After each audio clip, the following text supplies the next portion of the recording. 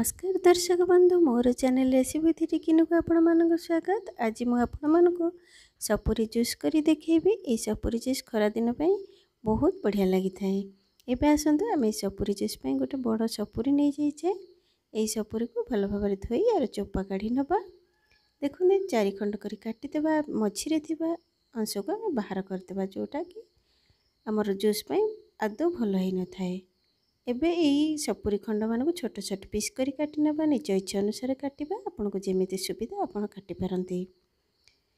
जदि आपन मोर चैनल को सब्सक्राइब करि नहंती जल्दी सब्सक्राइब करि नहंतु। पाखरे थिबा बेल आइकन को क्लिक करि दियंतु, जहा द्वारा मु अपलोड करथिबा नुवा वीडियो आपन पाखरे शीघ्र पहुंच परिबो। एबे देखंतु सब सपुरी तो मु काटी देछि। याको प्लेट रे रखि नेछि। आसन देखो ब्लेंडिंग जार नबा। ए ब्लेंडिंग जार रे हमें काटी रखिथिबा सपुरी पीसेस को पकई नबा। एथिरे इच्छा अनुसार आमे चीनी दे देबा। मिठा पई एठी मु 5 चम्मच चीनी नेछि, कारण सपुरी भी मिठा अछि, किंतु आपन को जति की इच्छा आपन चीनी रो क्वांटिटी कम बेसी करि परिबे। एबे आमे एको भल भाबरे ब्लेंड करि नेछे। देखंतु बहुत बहळ हैछि। आपन को जति एमती इच्छा आपन यूज करि परिबे, किंतु आधेरे आमे आउट के पानी मिसई दिबा, जहा द्वारा टिके पतला हवे हि जिवो। एबे एथिरे आमे किछि गोलमरिच गुंड आ बीट सल्ट पकई नबा। एठी मु गोटे फुल चम्मच गोलमरिच गुंड पकई नउची। हाफ चम्मच बीट सल्ट पकई नबा।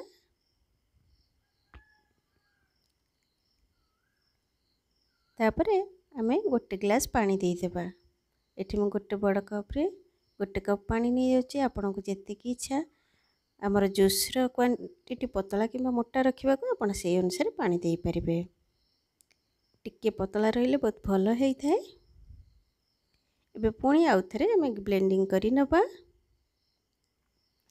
एबे देखंतु भलो भाबरे तो ब्लेंड हेई जाईची।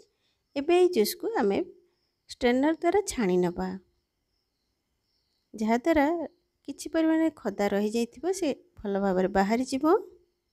देखंतु केते भलो भाबरे जूस बाहरी जाउची।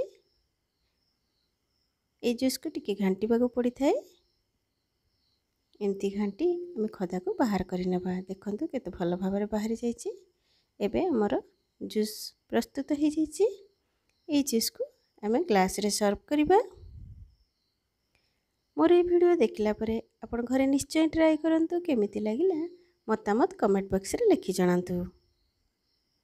एबे तमे सब जूस बाहर करि नेछि। ए जूस को आपण सेमती मध्ये यूज करि परिबे। जदि बरफ दे यूज करसंती बहुत बढ़िया लागि थाए। तेनु एठी मु 2 खंड आइस पकई नउची। तापरे हमर जूस सर्व करबा। ए सपुरी जूस करबा को जति की सहज, पीबा को मध्ये सेति की भलो लागि थाए। खरा दिने ए जूस पियंतु, मन खुशी हि जिवो। एबे मोर ए सपुरी जूस प्रस्तुत हो गला। आपण माने मोर ए वीडियो प्रथम रु शेष पर्यंत देखि थिबारु आपण मानकु धन्यवाद। Thanks for watching.